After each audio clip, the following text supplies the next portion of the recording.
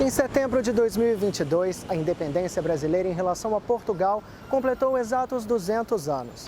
Mais que uma data marcante, esse importante fato simboliza o início da formação do Estado Nacional Brasileiro. No entanto, a proclamação da independência não foi um evento único. Ela foi o resultado de uma série de articulações em várias esferas culturais, sociais e políticas. Em Registro.doc, vamos revisitar o nosso passado, apresentando alguns momentos e locais, importantes marcos da nossa história.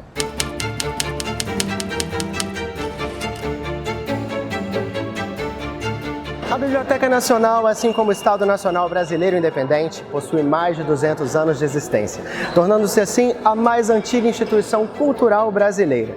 Sua história começa junto à chegada da família real portuguesa no Brasil em 1808, que desembarcou com cerca de 60 mil peças, entre livros, mapas, estampas, moedas e medalhas. Assim, em 1810, foi fundada a Real Biblioteca. A partir de 1822, passa a ser chamada Biblioteca Imperial e Pública. Em 1876, passa a ser chamada Biblioteca Nacional. O prédio atual data de 1910 e em 1990 torna-se Fundação Biblioteca Nacional, sendo a 7ª maior biblioteca nacional. Sem dúvida, um valiosíssimo patrimônio da humanidade. Tudo que é escrito e conhecido acerca do período da independência nos revela que foi um processo, assim, de certa forma, linear. A gente sabe que as coisas não aconteceram exatamente assim, né, Luiz? De fato, Thiago, existe ainda uma narrativa que coloca o processo da independência enquanto um processo linear, mas hoje os trabalhos recentes, já há um tempo, na escrita da história do Brasil, têm enfatizado que foram independências do Brasil. Por quê? Porque aconteceu em várias províncias, naquele momento se chamava províncias e não estado, mas em vários lugares. Na Bahia foi uma data, no Rio de Janeiro outra data. E além disso, Thiago, existiu a presença de muitas outras pessoas que a história não revelou, como por exemplo, pessoas negras, pessoas indígenas, quilombolas, índios, protagonistas desse processo. Exatamente, outros protagonistas na cena da independência, na cena política, que intervieram no espaço público desse período. Hoje, pensar o processo, a independência como um processo que se inicia um pouco antes mesmo de 1822, mas que vai até 1837, ou um pouco mais do período da regência do Brasil. Então, não é uma data específica, mas é um processo, e é um processo que ele não é linear, e que ele tem idas e vidas. Por exemplo, em 1825, que Portugal reconhece a independência do Brasil. Então, portanto, a independência do Brasil, ela tem vários tempos e vários protagonistas na sua Constituição. Quando você fala aí de várias independências, a gente pode considerar assim a transformação dos espaços públicos como uma independência também? Aí a gente precisa pensar o termo de liberdade, o termo de independência daquela época, daquele contexto. E sim, de alguma maneira, o termo liberdade e independência era um termo que se voltava mais para as liberdades individuais, exatamente porque existia uma Constituição de 1824 que garantia essas liberdades individuais dos cidadãos brasileiros, mas também a liberdade de identidade do ser brasileiro. E essa liberdade era diferente da liberdade do ser português. O elemento português é um elemento de distinção para a construção da identidade brasileira, dentro dessa construção do Estado e da nação brasileira. Por isso tentava se afirmar. E essa afirmação da identidade brasileira, o ser brasileiro, diferente do ser português, dentro da imprensa. Os jornalistas da época, os fluminenses, principalmente, que estavam no Rio de Janeiro, publicavam jornais e defendiam a independência, a Constituição, o monarca, ao mesmo tempo que elaborava críticas à corte, ao Dom Pedro I, e ao mesmo tempo também conflitava com os portugueses que também publicavam jornais nesse período. Então, período de efervescência da imprensa mesmo. Justamente. Publicação em Portugal, publicação no Brasil. Como é que a imprensa se movimentava no período? Ela se movimentava a partir de uma luta política dentro desse espaço público. Uma das coisas importantes para a gente conhecer esse período de efervescência, tanto político quanto de publicação de periódicos, é entender que houve primeiras revoluções liberais. E, a partir dessas revoluções, ocorreram movimentos contra essas revoluções, que são movimentos contra-revolucionários. Então, nesse período, o Oceano Atlântico foi um oceano de circulação de ideias, de projetos e de periódicos, de jornais da época. Então, muitos portugueses publicavam em Portugal, outros publicavam no Brasil, que vieram, por exemplo, emigrados, exilados para o Brasil, publicaram aqui no Brasil também. E no Brasil, os brasileiros, que buscavam afirmar a identidade deles, publicavam jornais. Após a abertura da Constituinte, em 1826, se tem uma intensidade, um aumento da produção de periódicos. Então, vários periódicos de vertente liberal começaram a serem criados. Então, de 1826 até 1831, existem muitos periódicos, muitos deles que foram contrários ao governo de Dom Pedro I e, ao mesmo tempo, alguns outros periódicos que eram a favor do governo de Dom Pedro nesse período. É nesse contexto que a gente pode falar que a imprensa tinha um papel ali de delimitar assim, as identidades políticas? Justamente. Aí ela marcava assim, a construção mesmo de uma identidade brasileira que se afirmava, assim como a identidade portuguesa, porque portugueses também fizeram parte dessa imprensa, publicando seus jornais nesse período, porque ao mesmo tempo defendiam a independência e defendiam o Império do Brasil.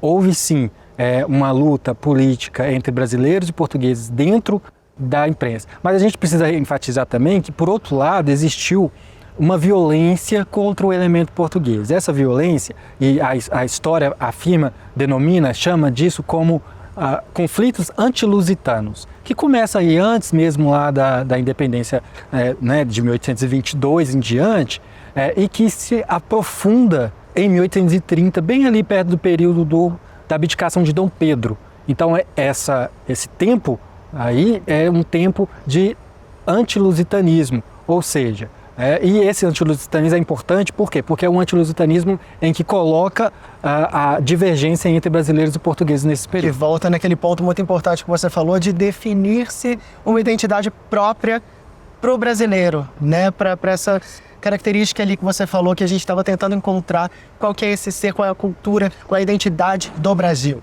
Exatamente. Pela primeira vez, talvez. Exatamente. Por quê? Porque estava se pensando na construção do Estado brasileiro, da nação brasileira. Então, quais as características desse Estado, dessa nação, que definia a independência, a emancipação política do Brasil de Portugal? Só que também uma coisa que a escrita da história, por muito tempo, se divulgou a respeito de um rompimento entre as relações entre Brasil e Portugal após a independência, hoje já não é discutido dessa maneira. Hoje sim, a historiografia, a história já afirma que Brasil e Portugal se mantiveram unidos após o processo da independência. Entre esses laços de união, existiu a contra-revolução, o movimento contrário à revolução. Também existiu o exílio político de portugueses para o Brasil. E também existiu a Constituição. Em 1826, por exemplo, Dom Pedro ele outorga uma Constituição lá em Portugal. A Constituição de 1824 do Brasil, ela começa a vigorar lá em Portugal em 1826 para unir, para manter essa relação entre os países. Por quê? Porque em 1826, Dom João morre, a disputa do trono entre Dom Pedro e Dom Miguel, irmão dele. E aí Dom Miguel ele assume o governo através de um golpe de Estado. E esse governo dele, por 6 anos, foi marcado por muita violência, um governo interpretado como autoritário e reacionário dentro daquele contexto. Decorreu, então, disso um exílio de milhares de cidadãos portugueses espalhados pela Europa e muitos dos quais vieram para o Brasil também. Aí a gente consegue demarcar os espaços públicos, primeiro a partir da imprensa, porque a imprensa foi um espaço privilegiado, assim como outros espaços, o teatro, a literatura, as instituições que estavam se formando, se criando nesse momento, como, por exemplo, IHGB, o Instituto Histórico Geográfico Brasileiro, o Real Gabinete Português de Leitura. A Biblioteca Nacional também é um espaço que não foi construído nesse momento, né? Foi desde 1808, em 1822, com a independência, a Biblioteca Nacional ela se abre para o público, né? Também como um espaço, um espaço público. E dentro desse espaço público, aí a gente pode pensar sobre as tensões intelectuais, a gente pode pensar sobre os conflitos de projetos diferentes de Brasil. Então, tanto a Biblioteca Nacional, como IHGB, como o Real Gabinete, nasceram como espaços públicos, mas não eram tão públicos, né? Existia ali um limite, só pessoas especiais poderiam ter acesso às fontes e ao acervo que ali agora estava disponível. Isso é um ponto muito importante de se pensar, porque a Biblioteca Nacional, por exemplo, ela, até 1814, ela não era uma biblioteca pública aberta ao público. Ela se abriu para um público, mas ainda um público restrito, que tinha que ter uma autorização para ter acesso ao acervo. E aí esse acervo ele já vinha crescendo desde 1808. Com tudo que a gente falou aqui, que foi publicado, foi impresso super atuante. Exatamente. Então, muitos desses periódicos, hoje, por exemplo, desses jornais da época, se encontram armazenados sob a custódia, disponíveis dentro da Biblioteca Nacional. Então, a Biblioteca Nacional ela possui uma importância hoje cada vez mais necessária para pesquisadores e para o público em geral, de saber o que tem ali, ou seja, de saber sobre a memória da história do Brasil, da história das independências, e principalmente agora, e não só agora, mas no contexto mesmo do bicentenário do Brasil, né? Esse bicentenário do Brasil que está se discutindo muito hoje, é um bicentenário tão importante de pensar quais outros atores fizeram parte do processo da independência, quais independências foram essas, que não foi só uma independência do Brasil, e se de fato, né, muitos assuntos que foram discutidos nesses 200 anos, se eles foram superados, ou se a escrita da história ainda, ou se a história ainda continua reforçando esse processo que a gente começou falando no início, linear. Eu já fiz uma pesquisa, por exemplo, na seção de obras raras da Biblioteca Nacional, e nessa seção de obras raras eu encontrei uma fonte que ela é inédita, nunca tinha sido pesquisada ou divulgada, hoje ela já se encontra disponível na internet, mas essa fonte foi escrita por um emigrado, um exilado anônimo, então hoje se atribui a João Crispim Alves de Lima, que foi tipógrafo da tipografia do Maranhão, Imperial do Maranhão. Essa fonte ela é interessante porque é uma fonte em que a pessoa relata, em que esse João Crispim relata parte da experiência dele de exílio, e ele oferece essa fonte, essa memória, essa escrita para Dom Pedro e para sua filha Maria da Glória. Essa fonte ela é mais importante ainda porque ali a gente consegue perceber que o João Crispim ele estava defendendo a independência do Brasil. E aí ele dizia assim, olha, que o Brasil e Portugal poderiam se manter independentes entre si e ao mesmo tempo países irmãos.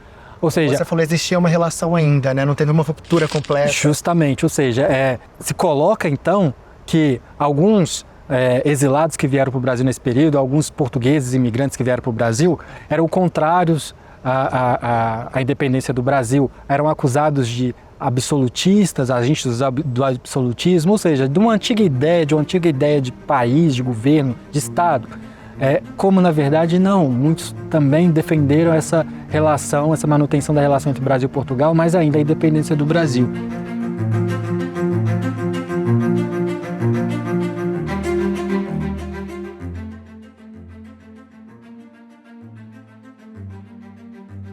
Hoje a Fundação Biblioteca Nacional é considerada pela Unesco a maior da América Latina.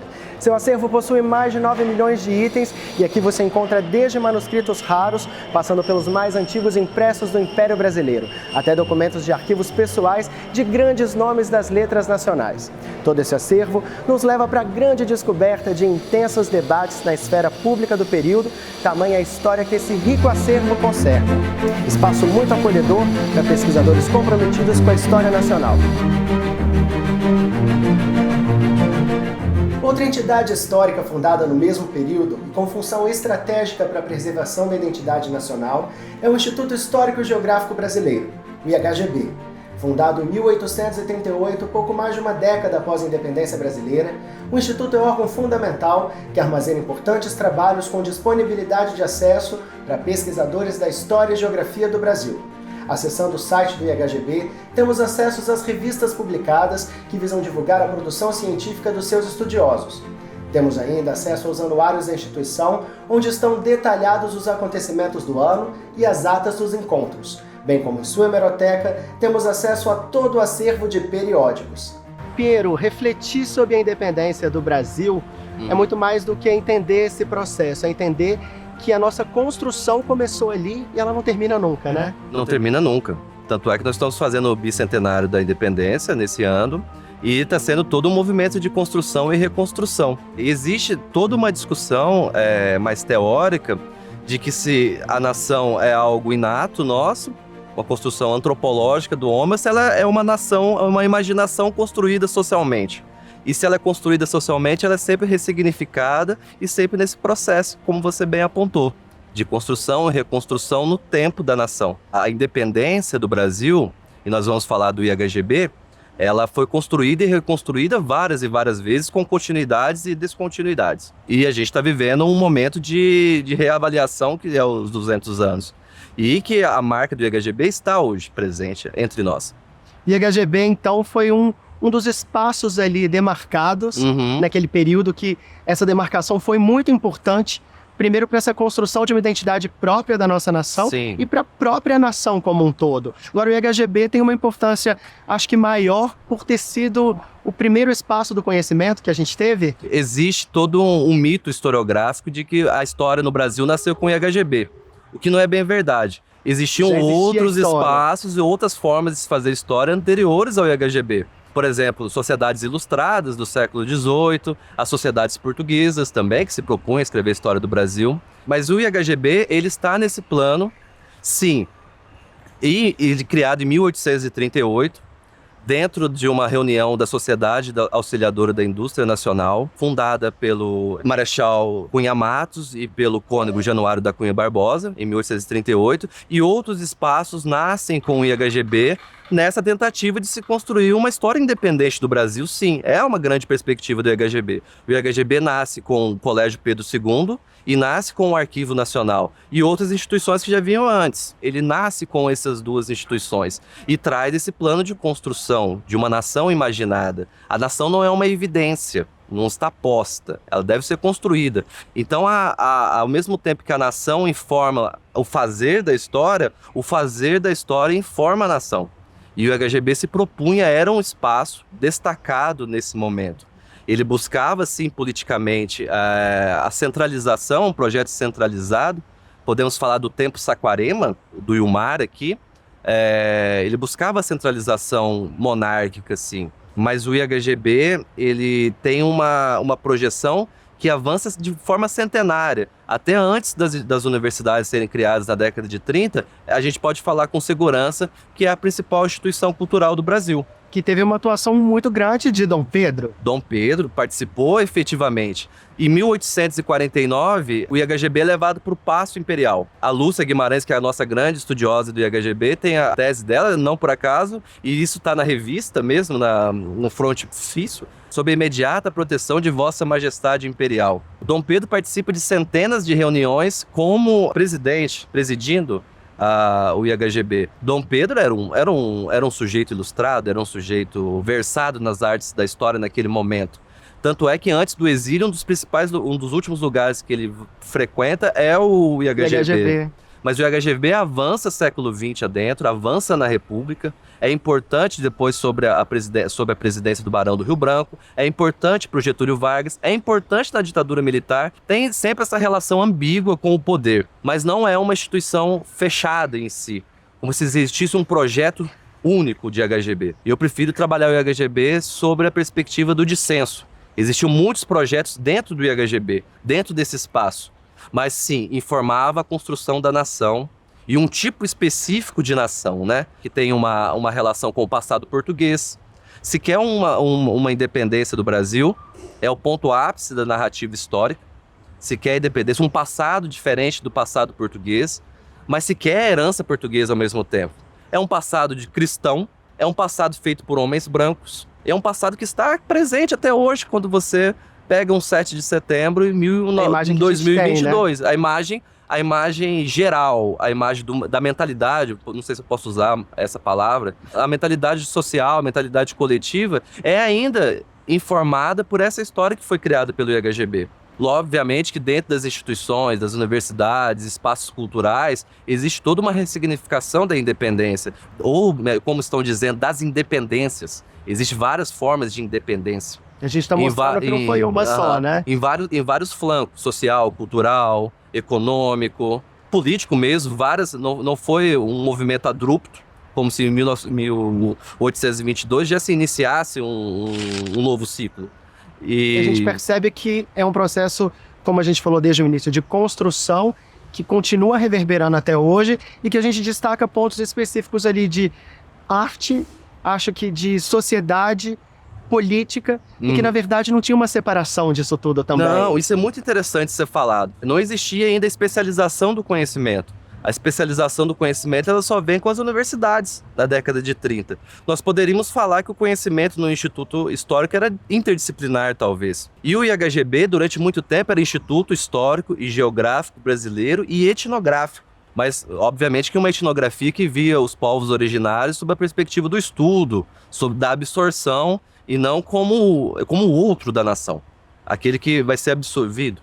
Mas, sim, existiu, além de políticos, artistas, intelectuais, várias formas de sociabilidade. É interessante que o IHGB ele é um instituto que você pode falar em termos de comunidade científica, até pela organização dele, como ele se organizava, mas ele é herdeiro de sociedades ilustradas do século XVIII. São academias, o IHGB foi criado como uma academia, ele não foi criado como uma universidade. Foi a primeira vez, eu acho, que eles normatizaram a escrita. Sim, isso é importante. Talvez, se o IHGB não é o nascedouro da história no Brasil, ele sim é um momento muito importante de disciplinarização da história. Até pensando com Foucault aqui, sabe? Posso receber uma invertida nisso. Mas existia toda uma forma de regulação do conhecimento histórico. Existe, por exemplo, uma querela que é super interessante de ser estudado, até estudado pela professora Tamara, que é do plágio do Coronel Abreu e Lima. O Coronel Abreu e Lima ele é vetado no Instituto porque ele é acusado de ser um plagiário do Van Hagen. Você considerar um trabalho plagiário significa que existe uma forma disciplinada de conhecimento que segue regras. O IHGB impôs regras. Essa é a dupla face da história como disciplina. Ao mesmo tempo que você cria as regras, cria o método, e não existia fórmulas de método. Eram métodos, mas existiam alguns métodos compartilhados. Ao mesmo tempo se exclui outras formas de história. Que é chamada feita também de outra forma, né? A escrita jornalística, a escrita jornalística, a escrita popular, a escrita de estrangeiros. A primeira história do Brasil é escrita pelo Robert Southey. Mas ele é colocado pelo IHGB como alguém que não tinha o poder da autópsia. A autópsia é o quê? É você conhecer de fato o Brasil. Você percorrer, você sentir, você estar no Brasil, você ver. A questão da visão é muito importante. Isso estava sendo regulado pelo Instituto. Então, Robert Southey, outros autores, como Beauchamp, também estudado, como o próprio Constâncio e outras narrativas jornalísticas, memórias como a do Padre Perereca, outras memórias que circulavam na época, os jornais importantes como o Jornal do Hipólito José da Costa, era um jornal que se pautava em questões históricas, também estão escrevendo a história do Brasil. Falar que um Evaristo da Veiga não era um historiador? Então, esses tipos de história, eles ficavam à margem do Instituto. Talvez por isso eles não chegaram até hoje, e talvez por isso a gente não tenha projetos de nação, de independência, que a gente veja concorrentes a esse majoritário que a gente tem no dia a dia de hoje. Por quê? Prevaleceu a ideia do IHGB, mas sempre contando. O IHGB, sim, buscava a centralização, era um conhecimento colonizado, pensando nas teorias da decolonização hoje, era um espaço elitizado, mas não era um espaço com um único projeto. Eu acho que a grande sacada de ver o IHGB é essa relação com o Estado, é essa relação com a nação, mas dentro uma polifonia. Lembrando que o IHGB é um grande arquivo. A revista do IHGB, que é a mais antiga do mundo, circula até hoje, circula até hoje, acessível digitalmente. O IHGB se propunha, primeiro tópico do seu regulamento, coligir, metodizar, publicar as fontes para que no futuro alguém escreva uma história do Brasil com confiabilidade, com verificação, que são formas de regular, disciplinar o conhecimento. O fazer história que a gente está falando tanto, exatamente, né? Esse fazer história seu é perfeito, porque caminha junto o fazer da história e o fazer da nação. Eles estão em constante diálogo. Existia toda uma discussão que a nação trazia um veto epistemológico. Epistemologia é justamente o fazer. Algumas questões não iam muito à frente, em termos de conhecimento, porque a nação impedia. Você não pode falar muito além disso. Por exemplo, como falar e tratar de culturas de matriz afro dentro de um instituto que busca a centralização do império, sendo que a gente vivia sob o regime de escravidão. E hoje, que a gente está num outro momento, Sim. Mas um momento em que a gente resgata e continua construindo. Continua construindo. Como que o IHGB se enquadra em 2022? O IHGB se enquadra em 2022 como grande pretexto para historiadores e pessoas da humanidades em geral, para se estudar justamente esse fazer da história, a construção da nação, a construção da identidade nacional, de uma comunidade imaginária, mas também formas de sociabilidade política, formas de produção de conhecimento. É uma fonte muito rica. É interessante a revista do IHGB, que no começo era trimestral, depois ela passa a ser semestral. Nas primeiras partes da revista, são os estudos mesmo que eram feitos pelas comissões. Existiam 3 principais comissões, que era a Comissão de História, a Comissão de Etnografia e a Comissão de Geografia. Existia também a Galeria dos Ilustres. Um dos grandes projetos do IHGB eram projetos de biografia. E quem eram esses homens, essas biografias? Grandes homens. Quem eram esses grandes homens? Aqueles homens daquela época, né? Que reverbera hoje no tipo de independência que a gente vê. Quem? Grandes políticos, pessoas de destaque, homens brancos, católicos, uma perspectiva de história relacionada com o passado português. E é interessante essa regulação da história. Quem trabalha isso é o Temístocles César. O IHGB, no seu surgimento, na sua emergência, em 1938, ele ainda está entre um padrão antigo de história, que dura secularmente, e um padrão moderno de história. Esse quer buscar o sentido da história. Qual que é o sentido da história brasileira? Aí vem a dissertação do Von Martius. Qual que é os nexos da história brasileira? Então se procura uma cronologia, se procura as fontes, mas se procura um sentido também. Que a gente consegue entender o todo, né? Consegue, exatamente. Eles querem entender o todo. A centralização do governo era importante para isso.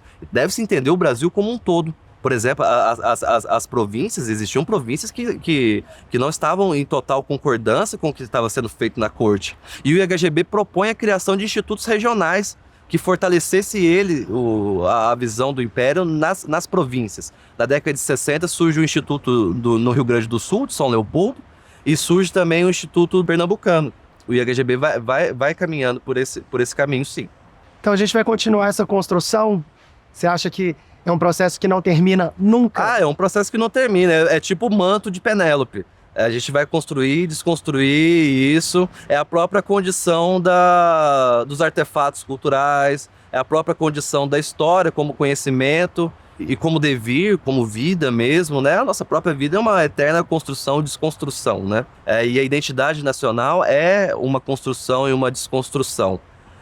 Mesmo que existam perspectivas, como eu falei no começo, que trabalham com a ideia de que a nação seria um dado antropológico. Hoje o IHGB está sendo estudado em termos de global. Por exemplo, o IHGB sendo estudado em relação a ideias europeias, ideias da América, ou o IHGB sendo estudado em relação com outras instituições. O IHGB se relacionava com outras instituições. Em 1822... O IHGB, na década de 20, o IHGB propõe, que era o primeiro centenário, o primeiro Congresso de História da América. E também feito pelo IHGB. E já mostra essa dimensão do IHGB de forma global, que é uma das principais características da historiografia hoje, entender globalmente. Ele se relacionou, por exemplo, com uma instituição europeia chamada Sociedade dos Antiquários do Norte. E essa sociedade ela tinha um objetivo. Qual que era o objetivo dela? Descobrir se no passado americano existia algum vestígio viking. Aí ela se uniu ao IHGB, porque o IHGB também está procurando as fontes e a cronologia do Brasil. Será que as duas instituições em parceria conseguiriam ver um passado viking para o Brasil? Então já existia essa perspectiva. E o IHGB já está enfrentando todo o movimento decolonial, né? porque é um conhecimento colonizado, é um conhecimento europeizado. Pode-se pensar a outra via também das apropriações. O IHGB também é apropriação, não que eles replicassem padrões europeus de forma passiva, mas já é uma questão decolonial, a questão das culturas de matriz afro, a questão do indígena, da violência com os povos originários, a questão das mulheres. São questões decoloniais, são questões recentes que essas fontes do IHGB, elas vão nos informar. E pensar o IHGB como um construtor da discursividade majoritária da independência hoje. Se, no geral, a independência é vista com esse ufanismo, podemos pensar dessa forma, com esses símbolos foram construídos, como você muito bem falou no início, a partir desse fazer do IHGB, porque ele é a principal instituição de cultura. Ela é catalisadora de tudo.